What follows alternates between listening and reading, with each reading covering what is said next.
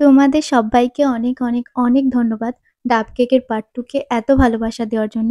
সত্যি বলছি, এত মানুষজন যে আমার ভিডিওটা দেখবে, এত মানুষ যে আমাকে কমেন্ট করবে, আমার কোনো ধারণা ছিল না।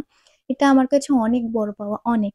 আচ্ছা, তোমাদেরকে তো আমি বলেইছিলাম যে আমার বাবা ভুলবশত এটাকে সত্যিকারের ডাব ভেবে হাত দিয়ে ফেলেছিল। কিছু জায়গা গড়বড় হয়ে গেছিল।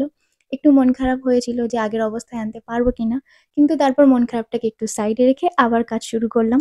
যতটা পেরেছি, যতটা সাধ্য আমার আনার চেষ্টা করেছি। বলব না পুরোপুরি আনতে পেরেছি আগের অবস্থায়, কখনোই না, কিন্তু চেষ্টা করেছি। আচ্ছা, তোমাদেরকে তো আগের ভিডিওতে বলেছিলাম আরো কিছু আসছে। মেইন জিনিস হচ্ছে চিংড়ি মাছগুলো। চিংড়ি মাছগুলোও কিন্তু কেকের তৈরি, হ্যাঁ? পুরোটাই কেক, পুরোটাই খাওয়া যাবে আর কোনো ফন্ডেন্ট এর ইউজ নেই, সব ক্রিম দিয়ে তৈরি।